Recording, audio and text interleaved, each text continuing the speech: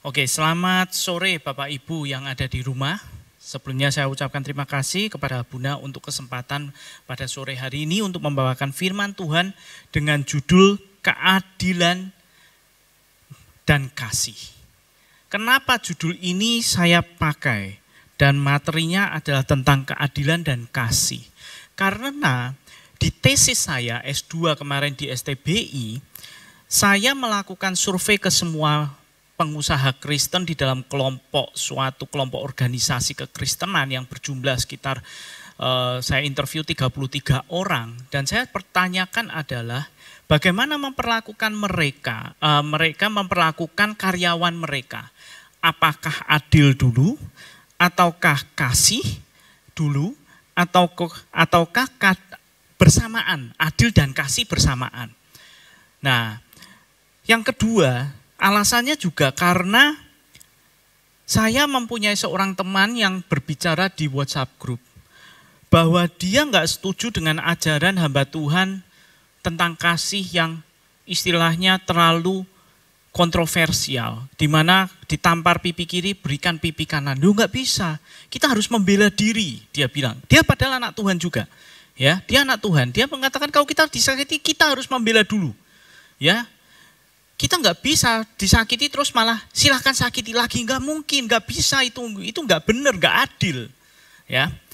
Lalu ada juga alasan yang ketiga, kenapa tema pada sore hari ini diangkat tentang keadilan dan kasih adalah banyak anak Tuhan sendiri, baik secara di dalam hati ataupun berani sampai mengucapkan lewat mulut, mengatakan bahwa Tuhan itu tidak adil. Ada, saya dengar, dan saya pun pernah mengatakan itu dari mulut saya sendiri bahwa engkau sangat tidak adil Tuhan. Nah, sekarang kita ingin pelajari, apakah benar Tuhan tidak adil? Apakah Tuhan adil? Kita yang tidak adil? Atau gimana? Dan bagaimana hubungannya dengan kasih? Kita ingin implementasikan di dalam kehidupan sehari-hari. Mari kita pelajari, ya.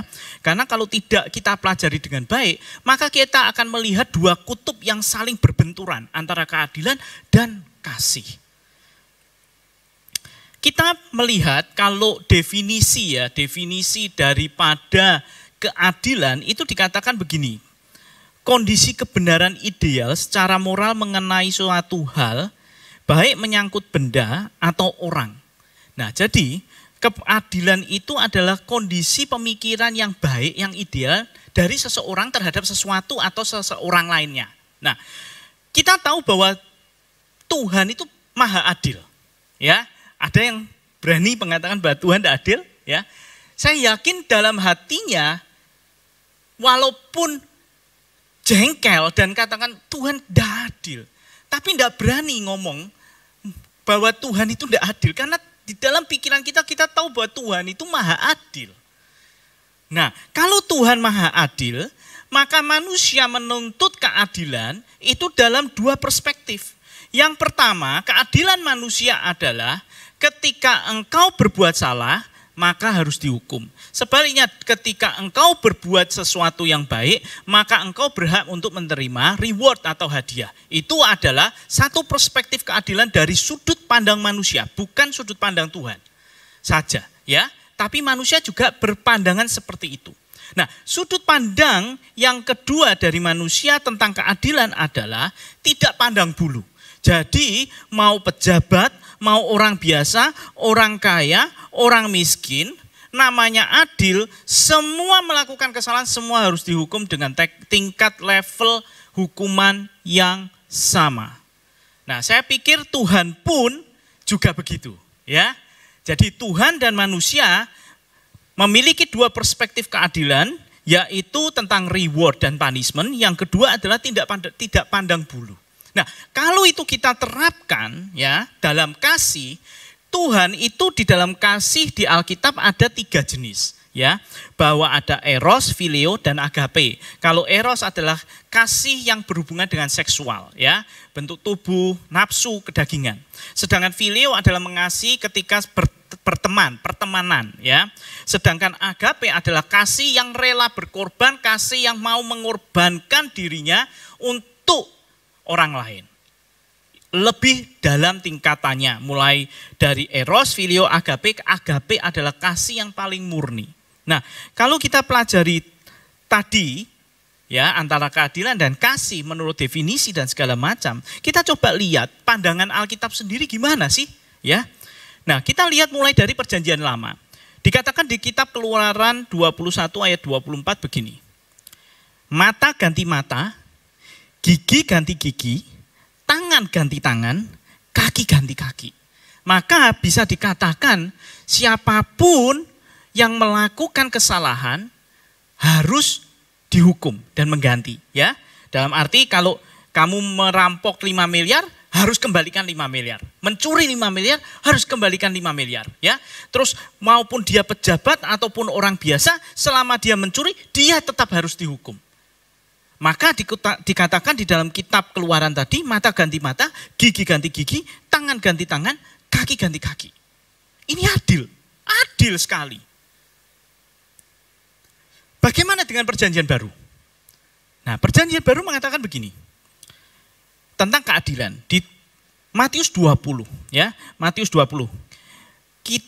Kita melihat cerita tentang seorang tuan yang akan pergi dan dia memanggil hamba-hambanya, mencari orang untuk bekerja di ladangnya. Nah, dia mencari dari pagi sampai petang. Nah, mulai dari pagi sampai petang itu beberapa kali dia memanggil hamba-hamba yang ingin bekerja padanya. Di situ diberikan upah yang sama, sedinar. Nah, apa yang terjadi? Yang menarik adalah di Matius 20 ayat 13. Dikatakan begini, saudara, aku tidak berlaku tidak adil terhadap engkau. Upah sedinar sehari. Jadi ketika yang pagi datang selesai kerja sehari diberi upah sedinar. Sedangkan yang petang datang yang kerjanya lebih pendek datang tetap dikasih upah sedinar juga. Nah, yang pagi komplain, loh saya kerja lebih lama dibanding yang petang. Kenapa upahnya sama? Tetapi dikatakan, Yesus mengatakan apa? Aku tidak berlaku tidak adil. Artinya dia adil. Dia adil. Manusia menganggap gak adil. Pekerja-pekerjanya menganggap gak adil. Tapi Tuhan mengatakan aku adil. Itu Perjanjian Baru. Menurut keadilan, ya. Bagaimana dengan kasih? Nah, kalau kasih di dalam Perjanjian Baru itu banyak sekali. Contoh Matius 5 ayat 45, ya. Dikatakan begini, karena dengan demikianlah kamu menjadi anak-anak Bapamu yang di surga, yang menerbitkan matahari bagi orang yang jahat dan orang yang baik, dan menurunkan hujan bagi orang yang benar dan orang yang tidak benar. Kalau dilihat dari perspektif keadilan, nggak adil. Kenapa orang jahat menikmati sama dengan apa yang dinikmati oleh orang baik? Harusnya enggak dong. Orang baik harus mendapat lebih. Ya kan? Tapi Tuhan enggak. Kasih Tuhan dianggap tidak adil oleh manusia. Lihat, ya, kita lihat ya. Keadilan Tuhan, ya, dalam bentuk adil pun ataupun dalam bentuk kasih pun tetap manusia menganggap enggak adil. Ya, kita lihat lagi. Di Yohanes 3 ayat 16. Karena begitu besar kasih Allah akan dunia ini, maka dia mengaruniakan anaknya yang tunggal. Supaya dunia ini tidak ada seorang pun yang binasa. Adil enggak? Ya sebenarnya ya enggak adil Tuhan. Mau namanya berdosa ya dihukum. Ya terus apa hubungannya ditebus semua?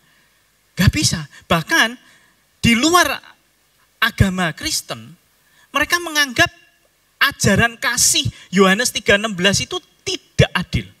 Lah kok enak? Semua berbuat dosa, tinggal ngaku Yesus adalah juru selamat, masuk surga. Wah, enggak adil itu. Ya kan? Nah, bagaimana dengan Matius 5 ayat 39? Dikatakan begini, ditampar pipi kanan, berikan pipi kiri. Nah, ini persis yang anak-anak Tuhan komplain. Wah, enak sekali. Kita harus memberikan lagi lebih kepada orang yang menyakiti kita. Tapi Tuhan mengatakan harus begitu, gimana coba? Artinya Bapak Ibu, ya, kita bisa lihat bahwa manusia sebenarnya tidak bisa memahami keadilan Allah dan tidak bisa memahami kasih Allah juga. Karena kasih Allah dianggap ketidakadilan bagi manusia juga. Dan keadilan Tuhan juga dianggap tidak adil bagi manusia. Jadi apapun yang Tuhan kerjakan dalam bentuk keadilan dan kasih, manusia sulit menerima. Bahkan cenderung mengatakan tetap Tuhan tidak adil. Itu yang terjadi. Dikatakan di perjanjian lama itu kan diwakili oleh kitab Taurat. Ya. Diwakili oleh kitab Taurat yang tadi mata ganti mata. Itu bicara tentang keadilan Tuhan. Sedangkan perjanjian baru kita bicara tentang kasih yang diwakili oleh salib Tuhan Yesus. Maka di dalam kitab suci kita, orang Kristen, ada perjanjian lama dan perjanjian baru, itu merupakan satu kesatuan antara keadilan dan kasih Allah. Itu pun masih dianggap oleh manusia nggak adil.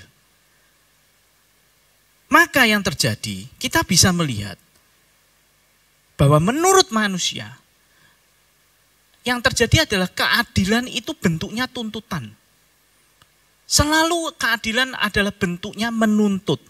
Sedangkan kasih bukan menuntut tapi memberi. Ini bedanya.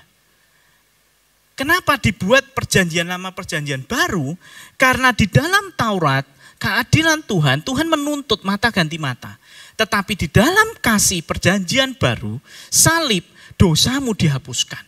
Itu menunjukkan bahwa keadilan adalah tuntutan, sedangkan kasih adalah pemberian, anugerah. Keadilan menunjukkan ketidakrelaan manusia, sehingga dia menuntut. Gak adil Tuhan, harusnya begini, dia menuntut. Tetapi ketika kasih itu bentuknya memberi adalah rela hati. Di mana keadilan tidak bisa rela, tidak adil, tetapi dengan kasih manusia bisa mengatakan, oke Tuhan, aku rela. Aku harus mengasihi, aku rela. Demikian juga keadilan Tuhan tidak sama dengan keadilan manusia. Kasih Tuhan juga bagi manusia juga dianggap tidak adil. Sehingga dapat disolusikan, disimpulkan bahwa manusia itu tidak pernah bisa memandang Allah adil. Oleh karena itu, manusia sendiri tidak pernah bisa berlaku adil. Kenapa? Ya karena selalu menuntut. Tidak bisa melihat salib Tuhan itu. Kok enak Tuhan, mereka diselamatkan, harus dihukum Tuhan. Nah, Tuhan tidak begitu. Kenapa kita harus belajar tentang keadilan dan kasih? Karena efeknya, dampaknya, kalau kita sebagai anak-anak Tuhan hanya melihat di satu sisi keadilan atau kasih saja, maka itu berbahaya. Apalagi kalau hanya mengandalkan keadilan tanpa ada kasih. Yang pertama, dampak paling bahaya yaitu apa? Saling membalas. Karena mengalami tidak adil, maka akan terjadi pembalasan. Wah, dia menjelekkan nama saya. Saya akan balas juga. Akan saya jelekkan nama dia. Maka dia mulai merancang, ya. Suami selingkuh, istri ikut selingkuh. Perusahaan tidak adil memperlakukan karyawan balas dendam dengan mencuri diam-diam.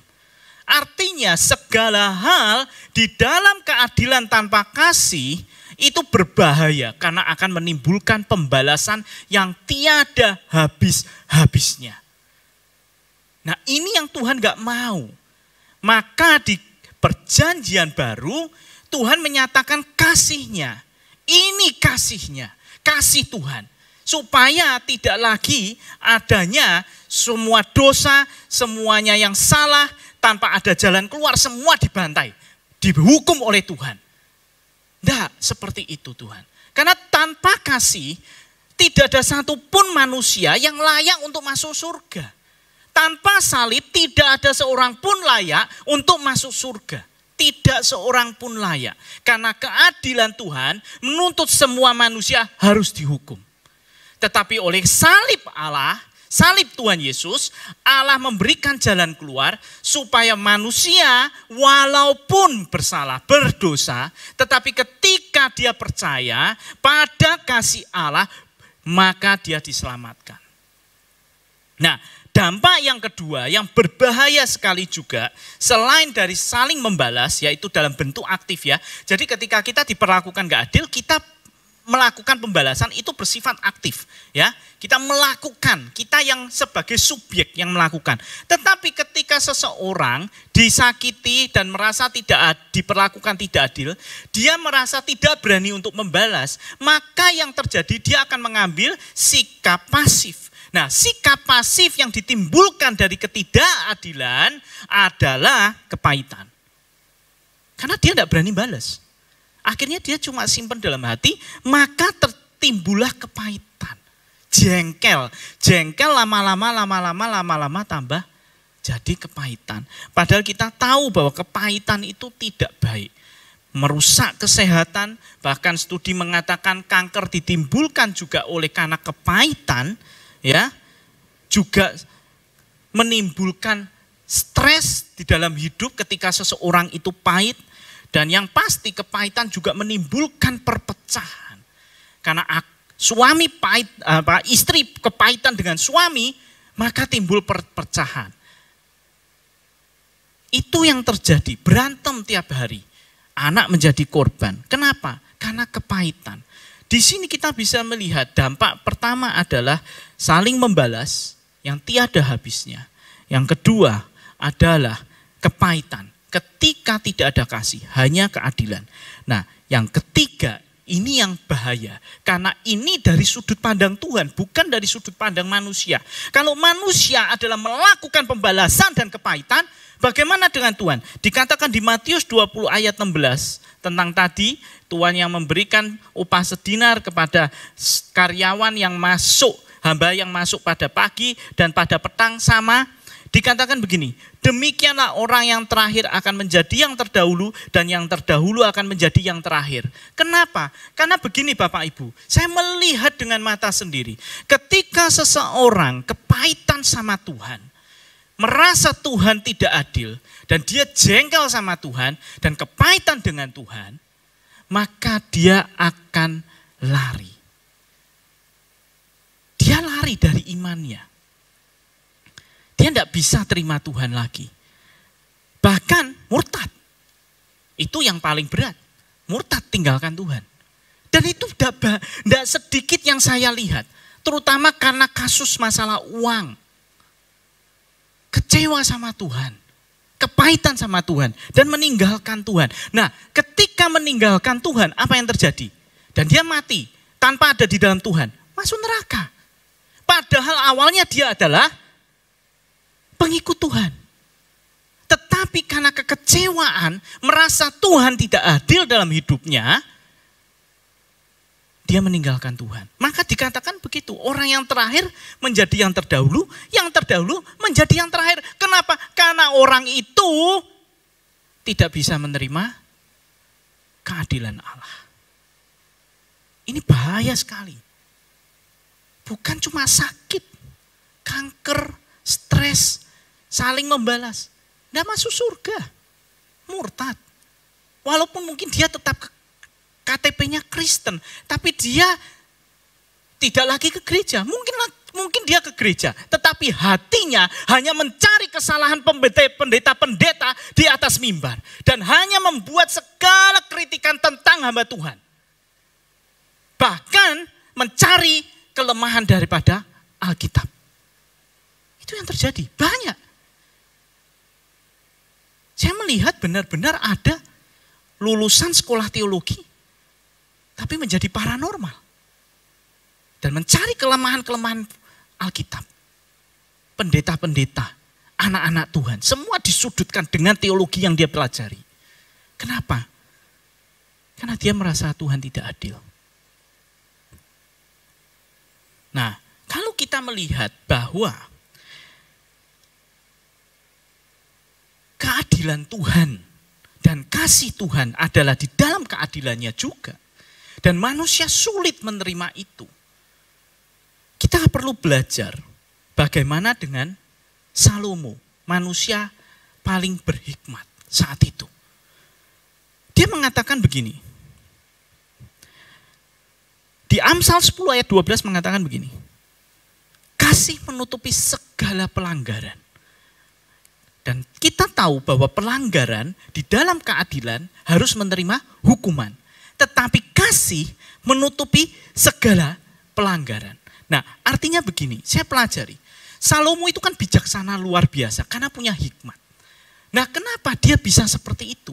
Karena dia menerapkan keadilan dan kasih pada saat yang bersamaan. Nah, seperti Tuhan sendiri juga sama. Seperti kacamata ini, kita punya lensa kanan dan lensa kiri. Kita bisa katakan bahwa lensa kiri adalah keadilan, lensa kanan adalah kasih. Nah, kalau kita tutupin salah satu lensa, kita melihat hanya dengan keadilan saja, atau kita melihat hanya dengan kasih saja, maka itu tidak akan menghasilkan keputusan yang bijaksana. Tetapi ketika kita menggunakan lensa keadilan dan lensa kasih, maka kita bisa menghasilkan keputusan yang bijaksana seperti Salomo. Di kisah Salomo itu, ada kisah ketika ada dua orang ibu yang berebut anak. Mereka punya sama-sama anak yang umurnya sama. Nah, yang satu meninggal. Lalu ibu yang anaknya meninggal itu diam-diam menukar ke anak yang masih hidup. Ya. Jadi dia sadar anaknya mati, ditukar. Nah, lalu ketika bangun, ibu yang anaknya ditukar itu kaget. Loh, ini bukan anakku. Ini bukan anakku. Anakku bukan ini. Nah, dia lihat, loh, anakku itu. Kok ditukar? Nah, yang menukar tidak mengakui. Dia tetap berkata, ini anakku hidup. Nah, akhirnya maju ke Raja Salomo. Di situ Salomo memutuskan dalam keadilan dan kasih, dia memutuskan suatu hal yang bijaksana sekali. Yaitu, dia mengatakan, oke, karena kalian berdua tidak ada yang mau ngaku, sama-sama mengakui mereka kalian adalah ibu daripada anak yang hidup ini, maka solusi keadilannya adalah anak ini dibelah jadi dua. Dibelah jadi dua. Sebagian diberikan kepada ibu, yang satu lagi juga diberikan kepada ibu yang lain. Jadi adil. Apa yang terjadi? Respon daripada ibu yang anaknya meninggal, yang menukar, dia mengatakan setuju, belah jadi dua, itu adil. Tetapi ibu yang memang sebenar-benarnya ibu daripada anak yang hidup mengatakan apa? Jangan rajaku, jangan dibelah. Jangan dibelah. Berikanlah anak itu kepada wanita itu. Supaya anak itu tetap hidup. Di situ Salomo melihat, memutuskan bahwa anak ini adalah anak daripada ibu yang rela kehilangan anaknya daripada dibelah jadi dua mati. Dari sana Salomo tahu siapakah ibu sesungguhnya daripada anak yang hidup ini. Kenapa? Karena menggunakan keadilan dan kasih. Dia tahu ada faktor kasih ibu yang tidak mungkin mengizinkan anaknya dibelah menjadi dua mati. Dia ingin, ibu itu pasti ingin anaknya hidup. Dan demi anak hidup itu dikorbankan semua pun tidak masalah. Yang penting anaknya hidup. Sama prinsip dengan Tuhan. Semua manusia karena keadilan Allah harus mati. Harus dihukum. Harus mengalami ke neraka. Tetapi Tuhan tahu juga dalam kasih-Nya ada orang-orang yang baik.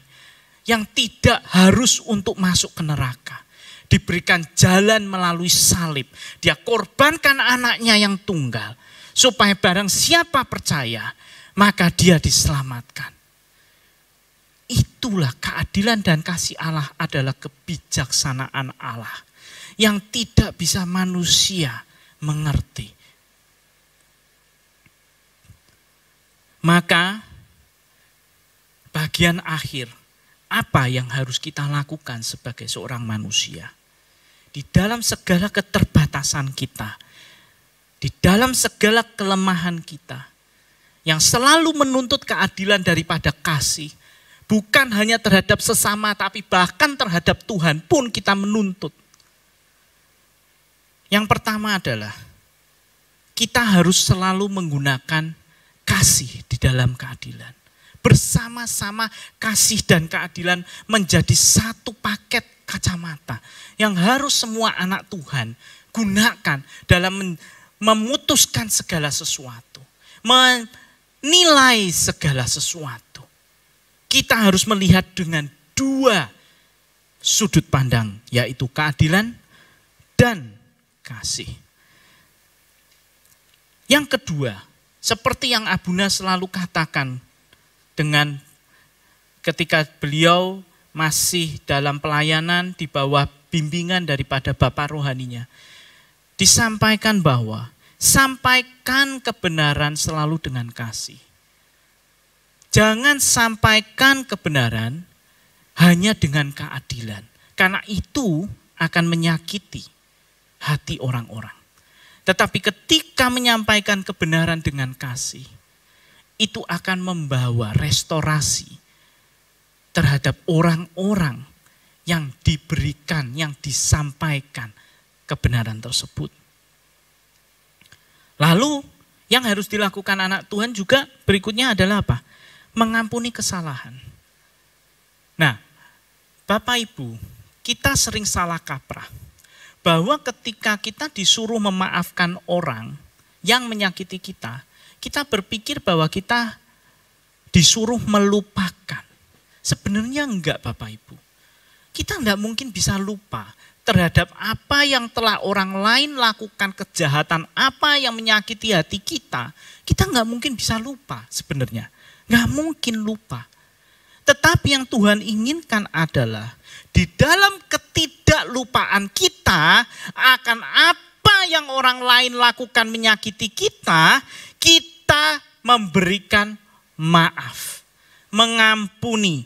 Artinya tidak mengingat-ingat lagi, tidak membalas, tidak menyimpan di dalam hatimu sebagai bentuk kepahitan. Itu yang harusnya dilakukan oleh anak-anak Tuhan.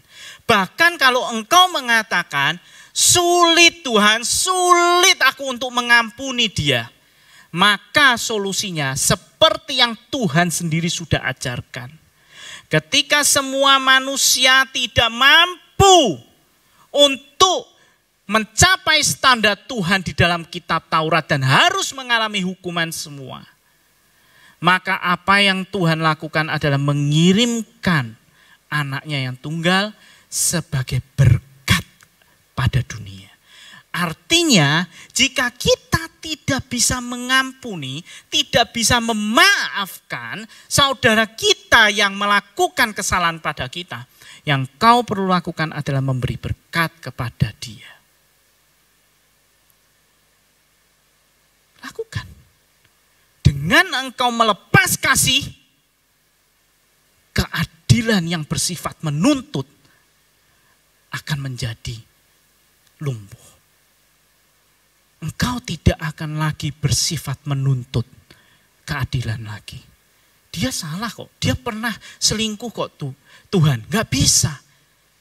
Tapi ketika engkau berani mengambil langkah, bukan saja hanya mengampuni, tapi juga memberkati, melayani kembali suamimu dengan baik.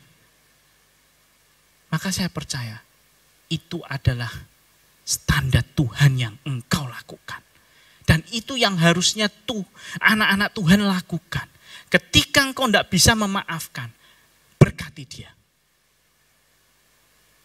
Karena saya pernah melihat juga di satu gereja, ketika satu orang ini menipu begitu banyak jemaat, berapa puluh miliar ditipu semua.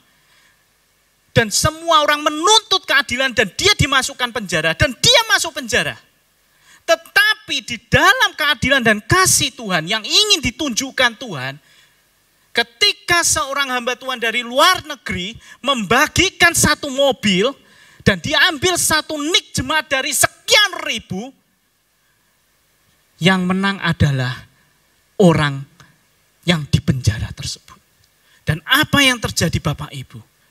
Begitu banyak jemaat yang begitu kecewa dengan Tuhan. Kenapa orang itu yang menipu Tuhan? Justru engkau berkati dengan mobil. Sedangkan aku yang ditipu, engkau tidak membela apapun. Dan akhirnya kepahitan meninggalkan gereja. Mungkin dia tetap Kristen, tapi dia tidak pernah ke gereja lagi. Saya melihat sendiri dengan mata saya. Itu yang terjadi. Dan yang terakhir, yang tidak boleh kita lakukan di dalam segala keterbatasan kita adalah menghujat Allah. Jangan kita menghujat Tuhan, memaki bahwa Dia tidak adil dan menuntut keadilan. Sebab jika seorang manusia menuntut keadilan dari Tuhan terhadap manusia yang lain, apakah engkau sudah siap ketika Tuhan menuntut balik atas dirimu? Tidak ada seorang pun yang siap untuk dituntut oleh Tuhan. Karena kita tidak ada yang sempurna. Oleh karena itu kita butuh salib Tuhan. Untuk menutupi segala dosa dan kesalahan kita karena ketidakadilan kita. Bapak Ibu, biarlah pada sore hari ini kita belajar dan kita tahu bahwa mulai hari ini janganlah kita selalu bersikap menuntut terhadap sesama, bahkan terhadap Tuhan. Jangan, apalagi mengatakan tidak adil.